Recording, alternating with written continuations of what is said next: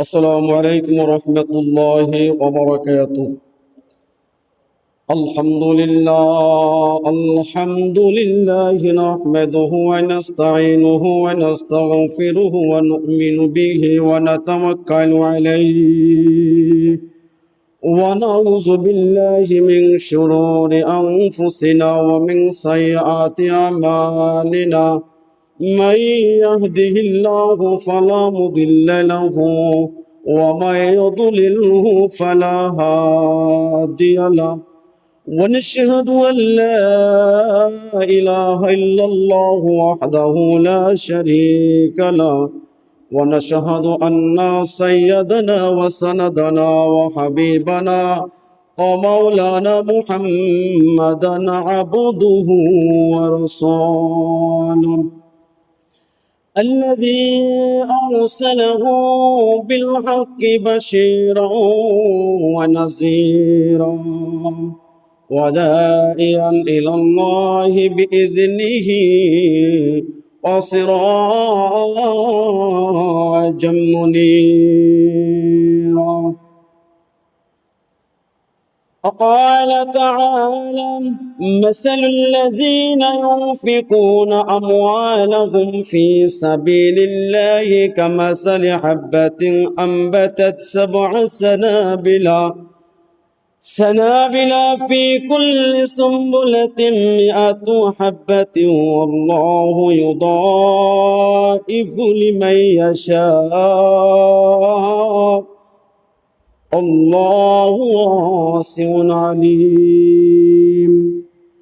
وقال رسول الله صلى الله عليه وسلم: السخي قريب من الله بعيد من النار، في شان حبيبه ومحبوبه ومعشوقه مخبرا وآمرا. إن الله وملائكته يصلون على النبي يا أيها الذين آمنوا صلوا عليه وسلموا تسليما. اللهم صل على محمد وعلى آل محمد كما صليت على إبراهيم وعلى آل إبراهيم إنك حميد مجيد. اللهم بارك على محمد وعلى آل محمد كما باركت على إبراهيم وعلى آل إبراهيم إنك حميد مجيد. لا إله إلا الله، لا إله لا إله إلا الله।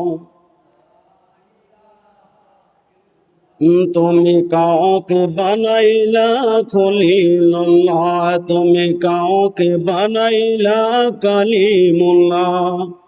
আমার মায়ার নবীকে বানাইলা তুমি, আমার মায়ার নবীকে বানাইলা তুমি, তুমি তোমার হাবিবুল্লাহ। লা ইলাহা ইল্লাল্লাহ, লা ইলাহা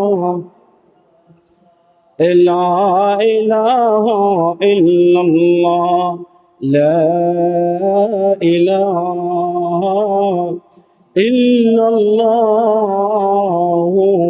মুহাম্মাদুর রাসূলুল্লাহ সাল্লাল্লাহু আলাইহি ওয়াসাল্লাম। আলহামদুলিল্লাহ। সম্মানিত হাজিরিন, মহান রব্বে কারিমের দরবারে শুকরিয়া আদায় করব যে মহান আল্লাহ পাক আমাদেরকে তিনার ঘরে আসার তৌফিক দিয়েছেন। এই জন্য সেই মহান রব্বে কারিমের দরবারে শুকরিয়া আদায় করি আলহামদুলিল্লাহ। আমার ভাইয়ের, আমার মহান মালিকের দরবারে শুকরিয়া আদায় করব যে আল্লাহ সুবহানাহু ওয়া তাআলা আমাদেরকে জনাবে মুহাম্মদুর রাসূলুল্লাহ সাল্লাল্লাহু আলাইহি ওয়াসাল্লামের উম্মত হিসেবে দুনিয়ার মধ্যে সৃষ্টি করেছেন, বলেন সুবহানাল্লাহ। আমার ভাইয়ের আমার, কোরআনুল কারীম থেকে একটি আয়াতকে তুলে ধরা হয়েছে। বিশ্বনবীর হাদিস থেকে একটা হাদিসকে তুলে ধরা হয়েছে। ইনশাআল্লাহ কোরআন এবং হাদিসের উপর ভিত্তি করে আলোচনা করবো ইনশাআল্লাহ। আমার ভাইয়ের আমার, আল্লাহ রাব্বুল আমিন কালামুল্লাহ শরীফে জানিয়ে দিয়েছেন, মাসালুল লাযীনা ইউনফিকুনা আমওয়ালাহুম ফি সাবিলিল্লাহি কামাসালি হাববাতিন আমবাতাত সাবআ সানাবিলা ফি কুল্লি সুমবুলাতিন মিআতু হাববাতিন আল্লাহু ইউদাঈফু লিমান ইয়াশাউ আল্লাহু ওয়াসিউন আলীম। আল্লাহ রাব্বুল আমিন যাকে সম্পদ দিয়েছে, আর তার সম্পদ থেকে যদি সে বান্দা আল্লাহর রাস্তায় খরচ করে, অর্থাৎ যাকে আল্লাহ তাআলা সম্পদ দিয়েছে আর ওই সম্পদ থেকে সে যদি আল্লাহর রাস্তায় খরচ করে, তার উপমা একটি শীষের মতন, একটি বীজের সাথে তুলনা করা হয়েছে। যে জমি যদি একটি বীজকে রোপণ করা হয়, তাহলে সে বীজ থেকে 60টি শীষ বের হয়, আর প্রত্যেকটা শীষে 100 করে দানা থাকে, ঠিক কিনা? আল্লাহ তাআলা ইচ্ছা করলে তার বান্দার সম্পদকে দ্বিগুণ করে দেন। আল্লাহ তাআলা খুবই দানশীল এবং প্রজ্ঞাময়। আমার ভাইরা আমার, জনাবে মুহাম্মদুর রাসূলুল্লাহ সাল্লাল্লাহু আলাইহি ওয়াসাল্লাম বলেন যে আল্লাহ তাআলা প্রত্যেকটা দিন সকালে জমিনে 2 জন ফেরেশতাকে আল্লাহ তাআলা অবতরণ করেন। 2 জন ফেরেশতা একজন বলতে থাকে, হে আল্লাহ, যাকে তুমি সম্পদ দিয়েছো, সে যদি তার সম্পদ থেকে তোমার রাস্তায় দান করে, আল্লাহ তুমি তাকে উত্তম বদলা দিয়ে দাও, বলেন সুবহানাল্লাহ। আল্লাহ আর একজন ফেরেশতা বলে, আল্লাহ, যাকে তুমি সম্পদ দিয়েছো আর সে সম্পদ থেকে ব্যয় করলো না, রব্বুল আলামিন তাকে তুমি ক্ষতিগ্রস্ত করে ফেলো। আমার ভাইয়েরা আমার, আল্লাহ নবী জনাবে মুহাম্মদুর রাসূলুল্লাহ সাল্লাল্লাহু আলাইহি ওয়াসাল্লাম বলেন, আস-সাফিয়্যু করিবুম মিনাল্লাহি ওয়া বাঈদুম মিনান নার। দানশীল ব্যক্তি আল্লাহ তাআলার খুবই নিকটে, জাহান্নাম থেকে খুবই দূরে। দানশীল ব্যক্তি আল্লাহ তাআলা খুবই কাছে, আর জাহান্নাম তার থেকে অনেক দূরে থাকবে। এই জন্যই তো জনাবে মুহাম্মদুর রাসূলুল্লাহ সাল্লাল্লাহু আলাইহি ওয়াসাল্লাম আর একটা হাদিসের মধ্যে জানায় দেন, মানুষ যখন দুনিয়াতে বিদায় নিয়ে চলে যায়, মানুষের সকল আমল বন্ধ হয়ে যায়। আল্লাহ নবী বলেন, যখন মানুষ দুনিয়াতে বিদায় নিয়ে চলে যায়, মানুষের সব আমলগুলো বন্ধ হয়ে যায়। 3 ব্যক্তির আমল কখনো বন্ধ হয় না। 1 নম্বর হলো যে আল্লাহ রাস্তায় দান করে থাকে। দান বলতে বোঝায় মসজিদ নির্মাণ, মানুষের ইবাদতের জন্য মসজিদকে নির্মাণ করে দিল,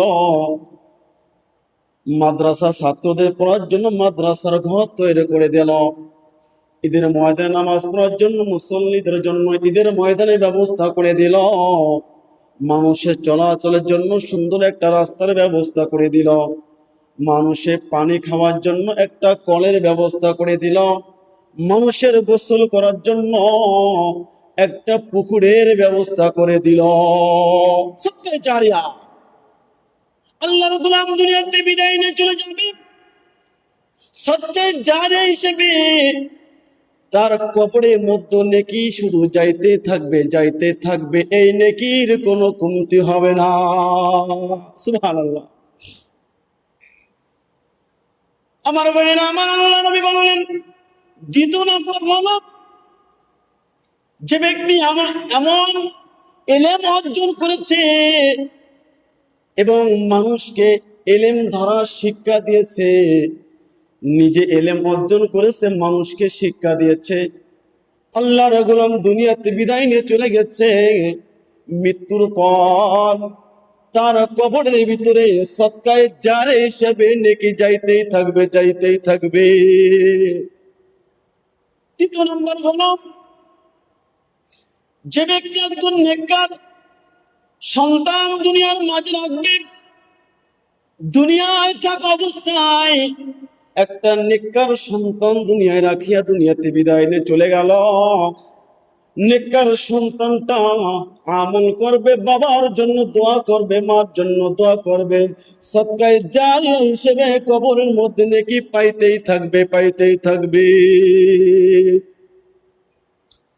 আমার ভাইয়েরা আমার, কাজী সাহেব বিবিকে ডাক দিয়ে বলে, বিবি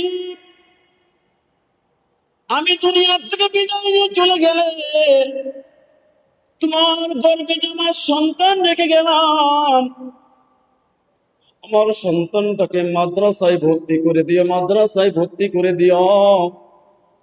কাজী সাহেব ওসিয়াত করে দুনিয়াতে বিদায় নিয়ে চলে গেল।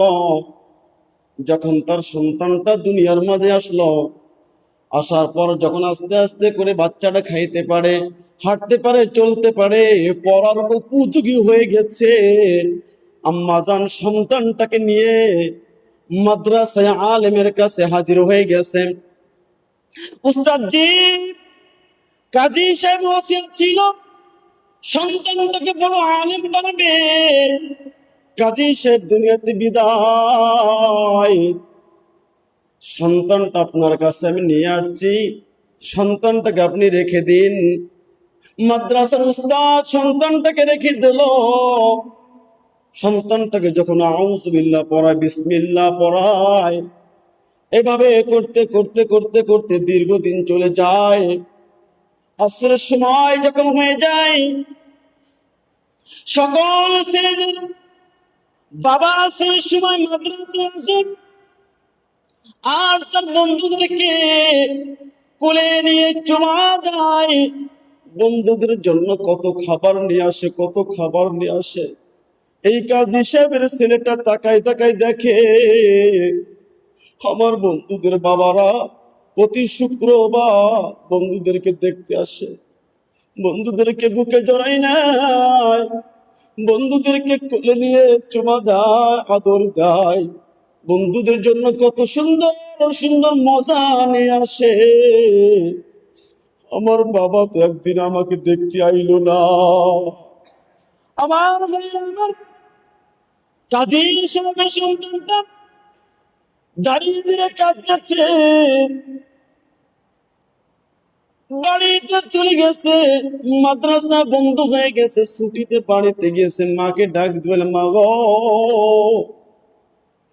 প্রতি শুক্রবারে আমার বন্ধুদের বাবা সে সন্তানকে দেখতে আসে, বন্ধুদেরকে দেখতে আসে, আমার বন্ধুদেরকে বুকে জড়াই নাই, আমার বন্ধুদের জন্য সুন্দর সুন্দর মজা নিয়ে আসে রে মা।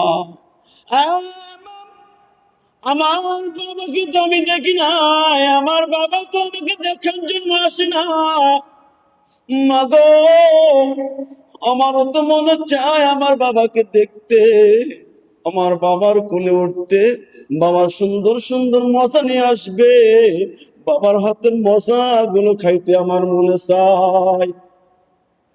সন্তানের মুখে যখন এই কথাগুলো শুনলাম, কাজী সাহেবের বিবি চোখের পানি ফেলে দেয় আর কাঁদতেছিল। সন্তানটাকে গোসল করাইয়া বাবার কবর নিকটে নিয়ে যায়, ডাক দে বলে, বাবা রে, তোমার বাবার বাড়ি হলো এইটা, তুমি যখন আমার পেটে ছিলে সোনামণি, তোমার বাবা দুনিয়াতে বিদায় নিয়ে চলে গেছে, এইটাই হলো তোমার বাবার ঘর। ছোট্ট শিশুর বস্তার বাকি রইল না, আমার বাবা দুনিয়ায় নাই। ছোট্ট শিশু বাবার কবর নিকটে দাঁড়ায় গেলেন, মাতার নিকটে দাঁড়ায় গেলেন। দাঁড়ায় যখন আউযু বিল্লাহ বিসমিল্লাহ আউযু বিল্লাহি মিনাশ শাইতানির রাজিম বিসমিল্লাহির রহমানির রহিম বলে, তানজানিয়া ইয়াসিন আল কুরআনিল হাকীম ইন্নাকা লামিনাল মুরসালিন। সন্তান যখন বলে বিসমিল্লাহির রহমানির রহিম, আর রহমান আল্লামাল কুরআন খালাকাল ইনসান আল্লামাহুল বায়ান। আমার আল্লাহ তাআলা ডাক দিয়ে বলে, ফেরেশতারা তাকাও দেখ জমিনের দিকে। এই কাজী সাহেবের কিছু বদ আমলের কারণে জাহান্নামের মধ্যে আটকে আছে রে। একটু জমিনের দিকে তাকাই দেখ, কাজী সাহেবের সন্তানটা কিভাবে আমার গুণগান গায়, কিভাবে আমি আল্লাহকে ডাক দেয়। আমি আল্লাহর সহ্য করতে পারি না। ও ফেরেশতারা, যা যা আর দেরি করিস না। আমার বান্দা জাহান্নামে পুড়বে আর তার সন্তানটা জমিনে বসে বসে আমি আল্লাহকে ডাকবে, এটা কখনো সম্ভব নয়। আমি আল্লাহ তাআলা তার সন্তানের ওসিলায় কাজী সাহেবের স্থান জান্নাত দিয়ে দিলাম। সুবহানাল্লাহ। নেক সন্তান, এই জন্য বলা হয়েছে নেক সন্তানের খুবই প্রয়োজন। ও ভাই, এই দুনিয়ার কিছুই তোমার সঙ্গে যাবে না। দুনিয়ায় তুমি যা কিছু করো না কেন, এ কিছুই তোমার আমার নয়। তোমার সঙ্গে যাবে তোমার আমল, তোমার সঙ্গে যাবে তোমার নেক সন্তানের আমল। নেক আমল যদি রাখতে পারো আর নেক সন্তান দুনিয়ায় রেখে যদি দুনিয়াতে বিদায় নিতে পারো, নেক সন্তানের ওসিলায় আল্লাহ তাআলা তোমার আমার কবরটাকে জান্নাতের মাকাম বানিয়ে দিবেন। বলে সুবহানাল্লাহ। আমার ভাইয়ের আমার, আল্লাহ নবী জনাবে মুহাম্মদুর রাসূলুল্লাহ সাল্লাল্লাহু আলাইহি ওয়াসাল্লাম, আল্লাহ নবী বলতেছেন, জনক এক ব্যক্তি মরু অঞ্চলে একটা জায়গা মরুভূমিতে দাঁড়িয়ে আছে। জনক ব্যক্তি মরুভূমিতে দাঁড়িয়ে আছে, আর এমনই সময় আকাশের মেঘ থেকে একটা শব্দ শুনতে পায়। জনক ব্যক্তি, আল্লাহ নবী বললেন, জনক ব্যক্তি মরুভূমিতে দাঁড়িয়ে আছে, আর এমনই সময় মেঘের ভিতর থেকে একটা শব্দ শুনতে পায়, অমুকের ফল বাগিচায় পানি দাও। এই কথা বলার সঙ্গে সঙ্গে মেঘটা যেদিকে যায়, আল্লাহর বান্দা সেও সেদিকে যায়। তাকায় দেখে মেঘটা একটা পাথরি একটা জমিনে মুষলধারে পানি ফেলতেছে, মেঘের থেকে পানি পড়তেছে, আর এই মেঘের পানিগুলো একটা নালা দিয়ে যাইতেছে। আল্লাহর বান্দা সেই পানির সঙ্গে সঙ্গে সে যাইতেছে। অবশেষে তাকাই দেখে এই পানি একটা ফল বাগানের মধ্যে প্রবেশ করতেছে নালা দিয়ে, আর ওই বাগানের মালিক একটা বেলসা দিয়ে পানিগুলো জায়গায় জায়গায় ছিটিয়ে দিতেছে। যেইখানে যেই পানির প্রয়োজন সেইখানে সেই পানি পৌঁছায় দিচ্ছে। আমার ভাইয়ের আমার, ওই ব্যক্তি জিজ্ঞাসা করলো বাগানওয়ালাকে, ভাই আপনার নাম কি? আমার নাম অমক। ওই লোকটির বুঝতে বাকি রইল না, মেঘের মধ্যে থেকে আমি যে নামটা শুনেছি, অমকের বাগিচায় পানি দাও, ওই নামটা আর এই নামটা মিলে যায়। আল্লাহর বান্দা জিজ্ঞাসা করে বাগানওয়ালাকে, আল্লাহর গোলাম, তুমি এমন কি আমল করো যে আমলের কারণে তুমি আল্লাহর কাছে এত প্রিয়, আল্লাহর কাছে এত মকবুল? আশেপাশে কত জমি, পানির অভাবে ফসল হয় না, কিন্তু আল্লাহ তাআলা সমস্ত জমিনকে রেখে তোমার জমিনে আল্লাহ তাআলা মেঘের মাধ্যমে পানির ব্যবস্থা করে দিচ্ছে। তুমি এমন কি আমল করো যে আল্লাহর কাছে তুমি এত পেয়ারা হয়ে গেছো? বাগানওয়ালা ডাক দে বলে, আমার আমল একটাই, আমার এই বাগানে যতগুলো ফসল হয় আমি এই সমস্ত ফসলগুলোকে আমি 3 ভাগে বিভক্ত করি। 1 ভাগ আমি আল্লাহর রাস্তায় দান করে দেই, আর 1 ভাগ আমি আমার সন্তান বিবিকে নিয়ে আমি আহার করি, বিবিকে নিয়ে আমি এগুলো খাই, আর 3য় ভাগটা এই জমিনের জন্য আমি আবার রেখে দিই। এটাই হলো আমার আমল। আমার এই জমিনে যত ফসল হয়, ফসলকে আমি 3 ভাগ করি। 1 অংশ আমি আল্লাহর রাস্তায় আমি দান করে দেই, আর এক ভাগ আমি আমার সন্তানদেরকে নিয়ে খাই, আর 1 ভাগ আমি এই জমিনে আবার লাগানোর জন্য রেখে দেই। এটাই ছিল আমার আমল। তাহলে তো এমনই দরকার, যদি দানশীলটা এমন হয়ে যায়, আল্লাহ সুবহানাহু ওয়া তাআলা তার দানের মধ্যে বরকত দিয়ে দেবেন। সুবহানাল্লাহ। ভাইরা আমার, এই জন্যই তো বলা হয়েছে যে বনি ইসরাইলের যুগে 3 জন ব্যক্তি ছিল।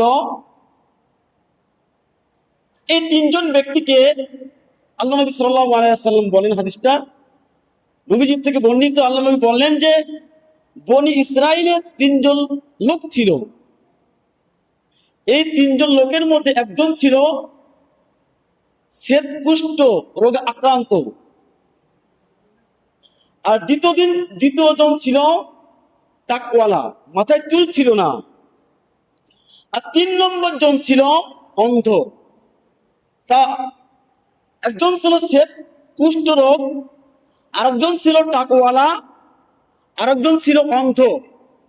তা আল্লাহ সুবহানাহু ওয়া তাআলা এই 3 জনকে পরীক্ষা করার জন্য একজন ফেরেশতাকে তাদের নিকটে পাঠিয়ে দিয়েছে।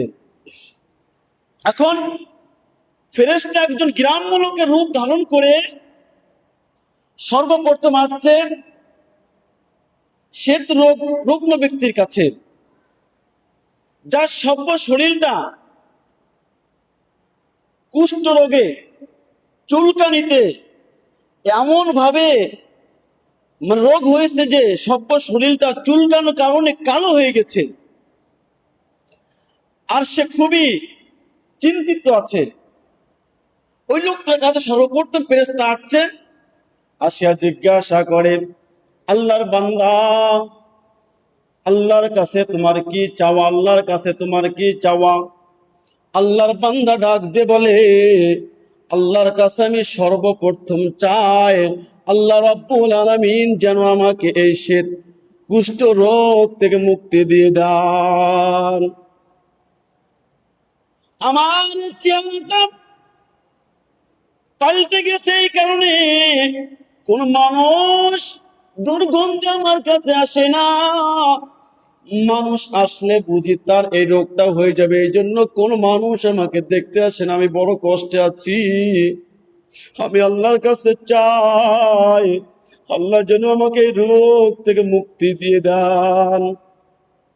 আল্লাহ রাব্বুল আলামিনের পক্ষ থেকে আগত ফেরেশতা যখন ওই শ্বেতকুষ্ঠ রুগ্ন ব্যক্তির শরীরে হাত দিয়ে দিলেন, হাত দেওয়ার সঙ্গে সঙ্গে আল্লাহর কুদরতে রোগটা ভালো হয়ে গেল, আর তাহার শরীরের সৌন্দর্য ফিরে আসলো। সুবহানাল্লাহ।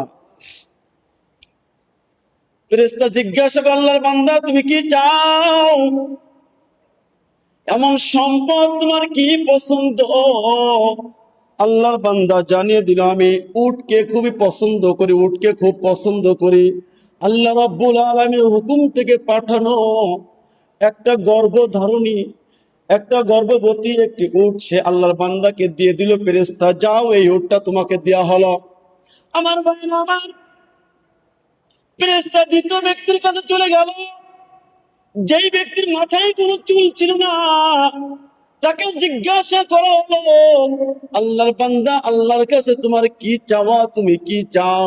আমি আল্লাহর কাছে চাই আল্লাহ যেন আমার মাথায় পরিপূর্ণ চুল দিয়ে দেয়। আমার বন্ধুরা আমাকে ভর্ৎসনা করে, আমার বন্ধুরা আমাকে খেলতে নেয় না, আমার বন্ধুরা আমাকে তাদের সাথে চলতে নেয় না। এই জন্য আল্লাহর কাছে আমার বড় চাওয়া, আল্লাহ তাআলা যেন আমার মাথায় পরিপূর্ণ চুল দিয়ে দেয়। আমার ভাইরা আমার, আল্লাহ রাব্বুল আলামিন পাঠানো ফেরেশতা যখন তার মাথায় হাত দিয়ে দিল, মাথায় হাত দেওয়ার সঙ্গে সঙ্গে আল্লাহর কুদরতে তার মাথায় পরিপূর্ণ চুল চলে আসলো। আল্লাহর ফেরেশতা ডাক দিয়ে বলে, আল্লাহর বান্দা তুমি আর কোন সম্পদ চাও? আল্লাহর বান্দা জানিয়ে দিল, আমি একটা গরু চাই। গরু খুব পছন্দ আমার, গরু আমার খুব পছন্দ। আল্লাহর বান্দাকে একটা গর্ভধারণী একটা গরু দেওয়া হলো। এরপরে গরু দেওয়া হলো এবং জানিয়ে দিল, আল্লাহ রাব্বুল আলামিন তোমার এই সম্পদের মধ্যে বরকত দান করুন। আমার ভাইরা আমার, তৃতীয় ব্যক্তির কাছে চলে গেল। যেই ব্যক্তি অন্ধ ছিল, আল্লাহর ফেরেশতা অন্ধ ব্যক্তিকে জিজ্ঞাসা করে, আল্লাহর কাছে তোমার কি চাওয়া আছে?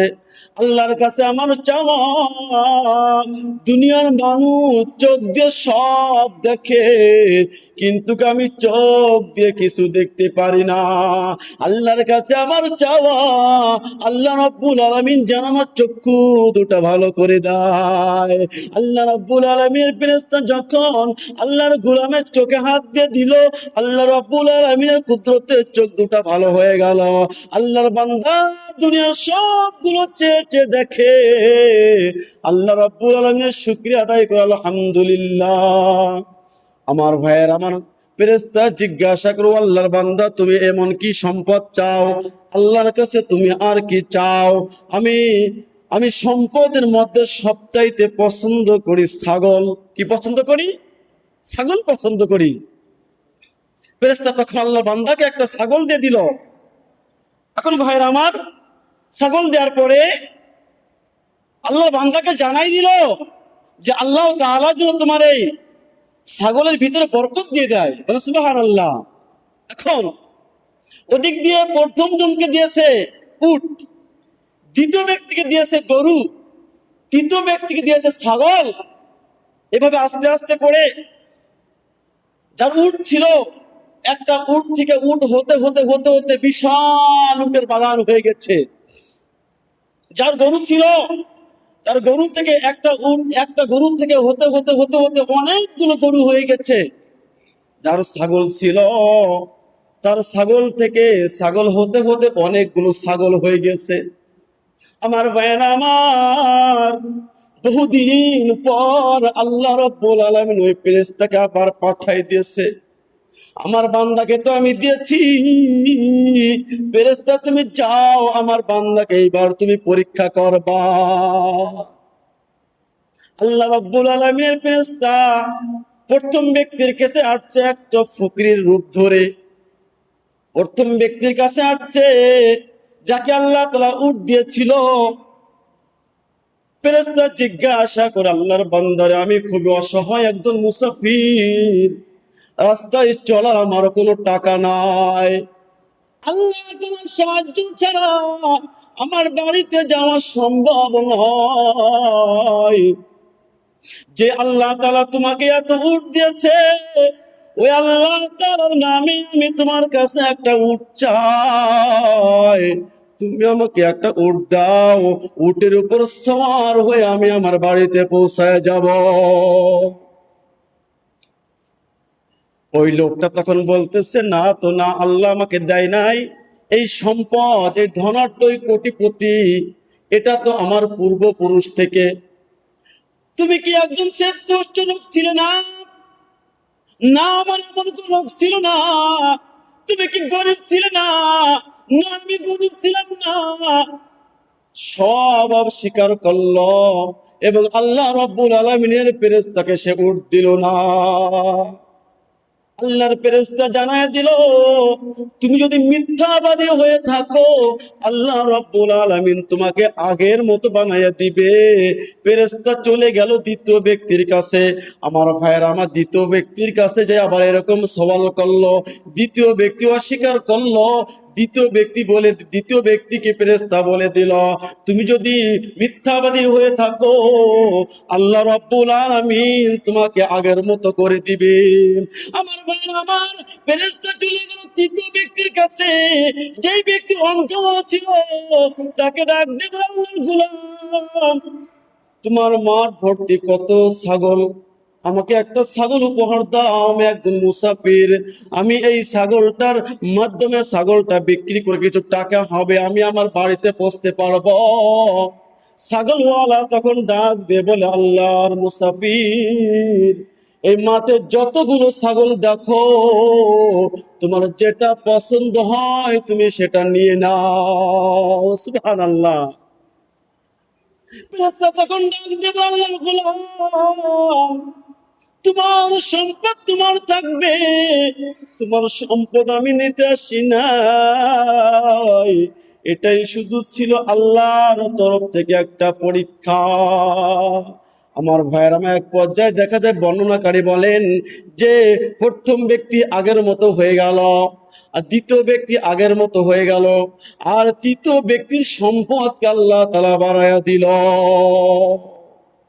এই জন্য আমার ভাইয়ের আমার, আল্লাহ তাআলা আমাদেরকে যে সম্পদ দিয়েছে, সম্পদ থেকে দান করব। কেন রাসূল বলেছে, আস-সাখিয়ু করিবু মিনাল্লাহি ওয়া বাঈদুম মিনান নার, দানশীল ব্যক্তি আল্লাহর খুব নিকটে, জাহান্নাম থেকে অনেক দূরে। আল্লাহ সুবহানাহু ওয়া তাআলা আমাদের সবাইকে বেশি বেশি করে দান করার তৌফিক দান করুন। ওয়া আখিরি দাওয়ানা আনিল হামদুলিল্লাহি সুন্নাত পড়েন, কাবলা জুমা তারিখা সুন্নাত পড়েন। আসসালামু আলাইকুম ওয়া রাহমাতুল্লাহি ওয়া বারাকাতুহু।